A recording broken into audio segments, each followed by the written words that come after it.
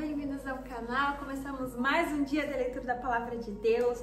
Esse é o canal Palavra Pura, onde eu faço a leitura da Bíblia do Gênesis ao Apocalipse. Se você gosta de ler a Bíblia, gosta das histórias da Bíblia, você encontrou o canal certo. Eu sou a Isabela e esse é o dia que nós vamos ler Êxodo, a história de Moisés e a retirada dele do povo do Egito. Já lemos todas as pragas, tá aí, é o 11 e o 12, vocês podem ver no vídeo anterior.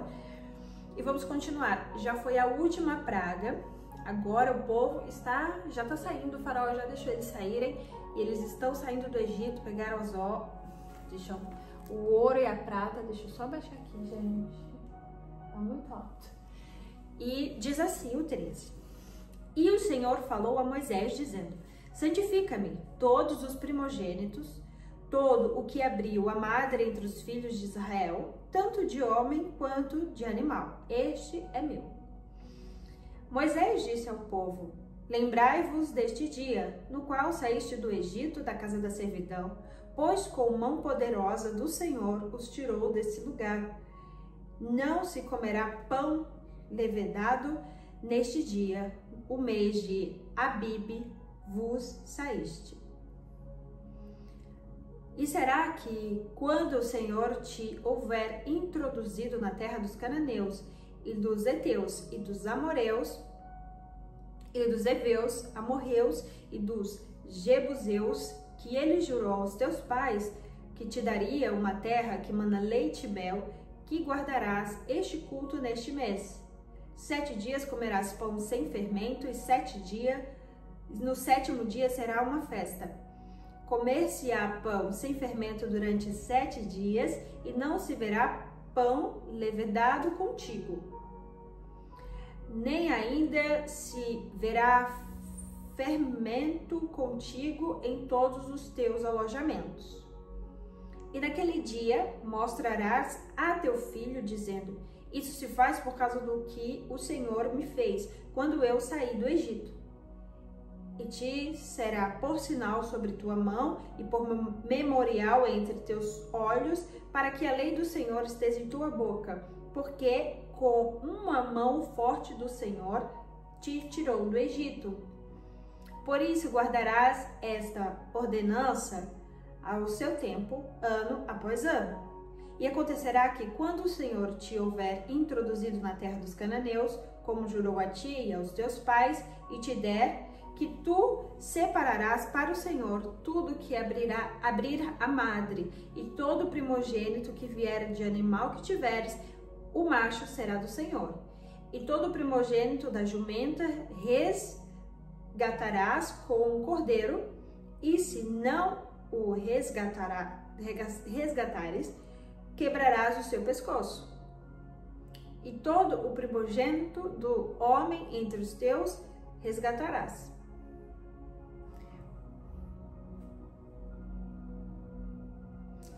E acontecerá que quando teu filho te perguntar no futuro, dizendo: o que é isto? Tu lhe dirás: por força da mão, o Senhor... Meu Deus, por que estou gaguejando tanto? Misericórdia. Por força da mão, o Senhor nos tirou do Egito, da casa da servidão. E aconteceu que, quando o faraó não queria nos deixar sair, o Senhor matou todos os seus primogênitos da terra do Egito, tanto o primogênito do homem, quanto o primogênito dos animais.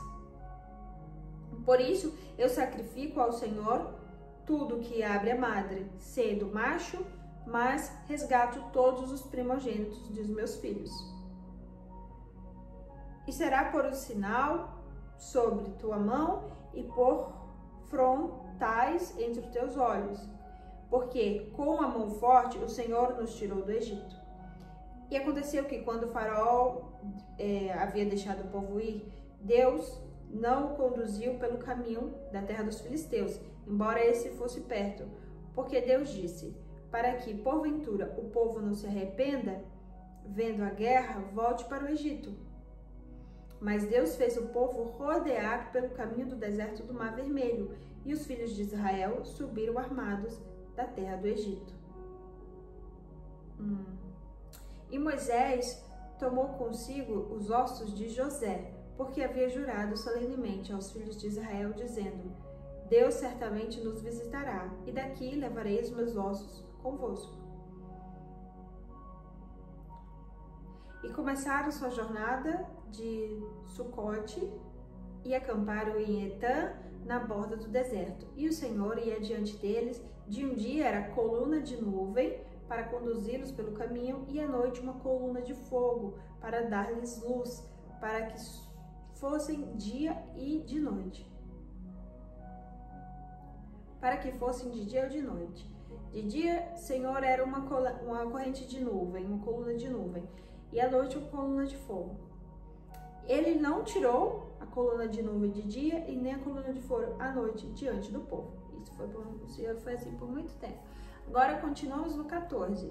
E o Senhor falou a Moisés dizendo: Dize aos filhos de Israel para que voltem e acampem diante de Pi-Hahirote, em Migodol e o mar, diante de Baal-Zephon, e diante dele acamparei junto ao mar. Porque Faraó dirá dos filhos de Israel: Eles estão encurralados na terra, o deserto os encerrou. E eu endurecerei o coração de Faraó para que eles vos persigam. E que eu serei honrado sobre Faraó e sobre todo o exército, para que os egípcios saibam que eu sou o Senhor. E assim eles fizeram.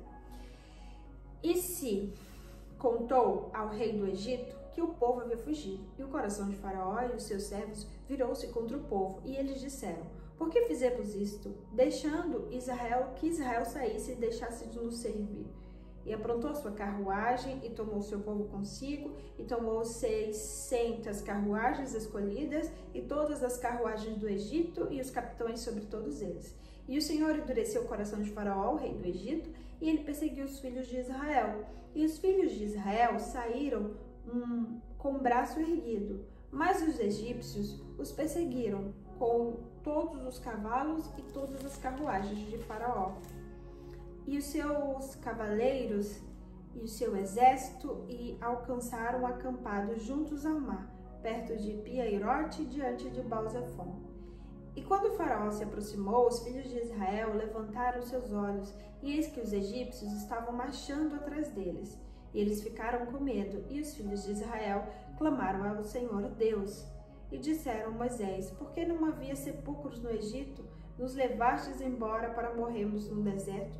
Por que agiste assim conosco para nos tirar do Egito? Não é esta a palavra que te falamos do Egito, dizendo: Deixa-nos sozinhos para que sirvamos aos egípcios? Pois melhor que seria servir os egípcios do que morrermos no deserto. E Moisés disse ao povo: Não temais, aquietai-vos e vede a salvação do Senhor, que ele hoje vos fará, porque os egípcios que hoje vistes, nunca mais tornareis a ver. O Senhor lutará por vós e tereis vossas paz. E o Senhor disse a Moisés: Por que clamas a mim? Dize aos filhos de Israel que avancem. Mas tu levanta a tua vara e estende a tua mão sobre o mar e divide-o. Os filhos de Israel irão por solo seco pelo meio do mar. E eis que eu endurecerei o coração dos egípcios, e eles os seguirão. E eu obterei honra sobre Faraó e sobre todo o seu exército, sobre suas carruagens e sobre seus cavaleiros. E os egípcios saberão que eu sou o Senhor. Quando eu tiver obtido honra sobre Faraó, sobre as carruagens e sobre os cavaleiros, e o anjo de Deus que ia diante acampou... Não, peraí, Deus está encerrando aqui, ó. E os egípcios saberão: eu sou o Senhor, quando eu tiver obtido honra sobre Faraó, as carruagens e sobre seus cavaleiros. Ponto. Próximo. E o anjo do Senhor ia adiante do acampamento de Israel, retirou-se e foi atrás deles. E a coluna foi diante da face deles e colocou atrás deles. E se colocou atrás deles.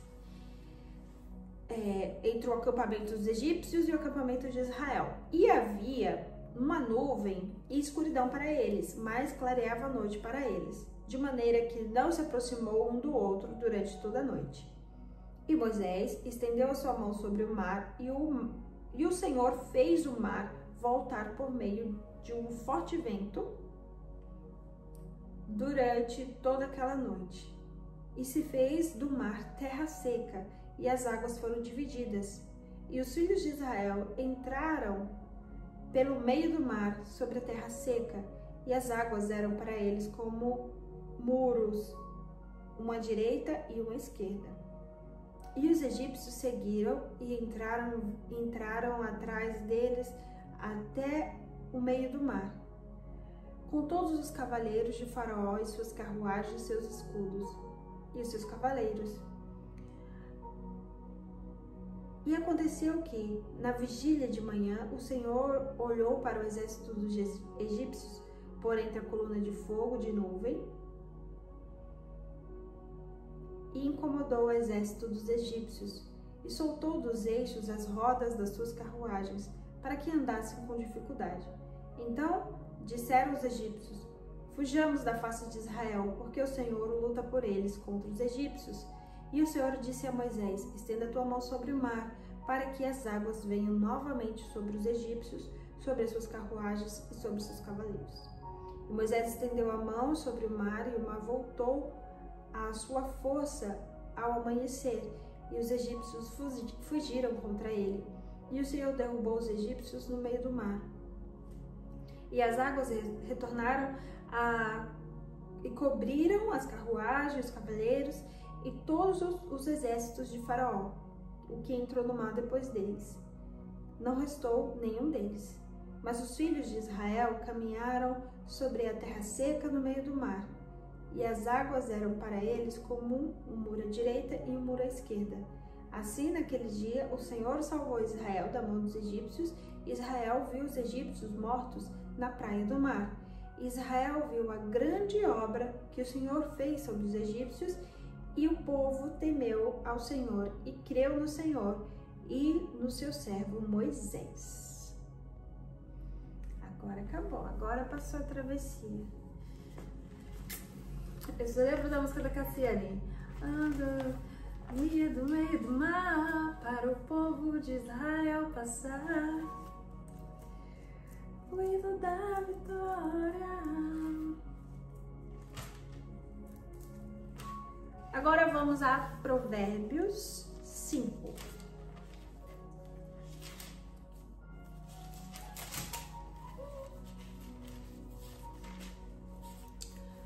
Meu filho, atenta para a minha sabedoria e inclina o teu ouvido ao meu entendimento, para que possas considerar a discrição e para que teus lábios possam guardar o conhecimento. Porque os lábios de uma mulher estrangeira gotejam com favos de mel, e sua boca é mais suave do que o azeite. Mas o fim é amargo como o abismo, agudo como a espada de dois gumes. Seus pés descem para a morte, e seus passos conduzem para o inferno. Para que não ponderes a vereda da vida pelos seus caminhos, que são errantes, que tu não podes conhecê-los. Agora, portanto, ó filhos, ouve-me e não vos afastais das minhas palavras. Remove o teu caminho para longe dela, e não chegues perto da porta da sua casa, para que não dês a outras a tua honra, e os teus anos aos cruéis, para que os estranhos não se encham da tua riqueza, e o teu trabalho esteja na casa da estrangeira. E tu não lamentes no fim, quando se consumirem a tua carne e o teu corpo, e digas: como odiei a instrução, e o meu coração desprezou a repreensão. E não obedeci à voz dos meus ensinadores, nem inclinei meus ouvidos aos que me instruíram. Eu quase estava envolvido em todo o mal da congregação da Assembleia. Bebe águas da tua própria cisterna e águas correntes do teu próprio pescoço. Que as tuas fontes se dispersem para fora e os rios de águas nas suas ruas sejam só para ti, e não para os estranhos que estão contigo. Que a tua fonte seja abençoada e regozija-te com a esposa da tua juventude. Que ela seja como uma corça amorosa e uma cabra agradável, que os seus seios te satisfaçam em todo o tempo, e que tu sejas sempre arrebatado pelo seu amor. E por que, meu filho, te deixareis ser arrebatado por uma mulher estranha e abraçar o seio de uma estrangeira? Porque os caminhos de um homem estão diante dos olhos do Senhor, e se ele pondera todas as suas saídas, e ele ponderará todas as suas saídas. Quanto ao ímpio, as iniquidades o prenderão, e com as cordas do seu pecado ele será mantido. Ele morrerá sem instrução, e a grandeza da sua loucura se perderá. Não. Ele morrerá sem instrução, e na grandeza de sua loucura se perderá. Acho que eu tô chegando direito, preciso de um óculos. Eu tô confundida aqui as palavras. Hebreus 11. Senhor, tem misericórdia.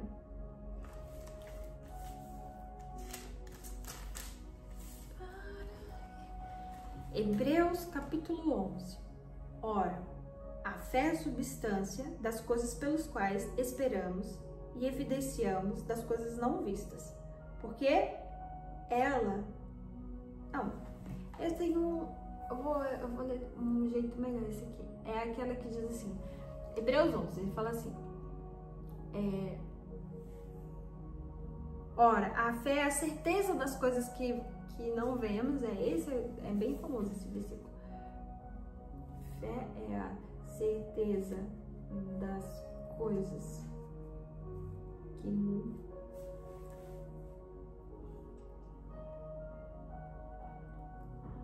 Hebreus 11, 1. Aqui tá assim na outra versão. Vou ler em outra versão, tá bom?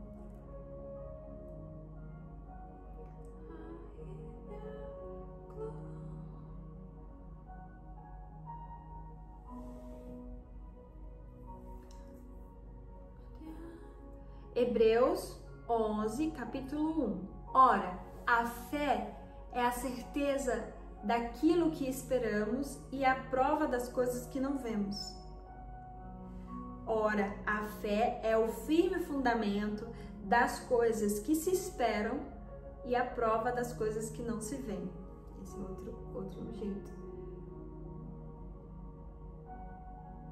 E aqui diz assim, a fé é a substância das coisas pelas quais... Eu não gosto dessa versão, eu prefiro a certeza. A fé é a certeza das coisas pelas quais esperamos, a evidência das coisas que não estão à vista. Porque os antigos obtiveram um bom testemunho. Através da fé, entendemos que o universo foram moldados pela palavra de Deus, de modo que as coisas que são vistas não foram feitas de coisas que aparecem. Pela fé, Abel ofereceu a Deus um sacrifício mais excelente do que Caim, o qual alcançou o testemunho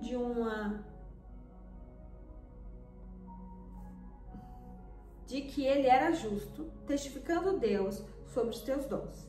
E através disso, depois de morto, ainda fala. Pela fé, Enoque foi traslado para não ver a morte, e não foi achado, porque Deus o trasladara, porque antes da sua trasladação, olha que difícil, trasladação, ele tinha testemunho de que agradara a Deus.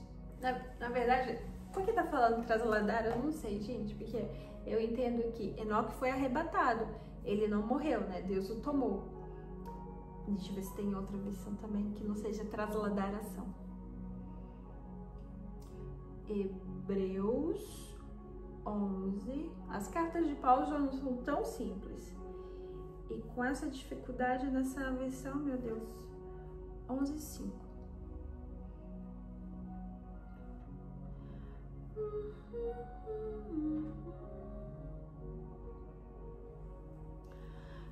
Tá aqui, ó. Pela fé, Enoque foi... Não, tá trasladado. Eu quero NVI.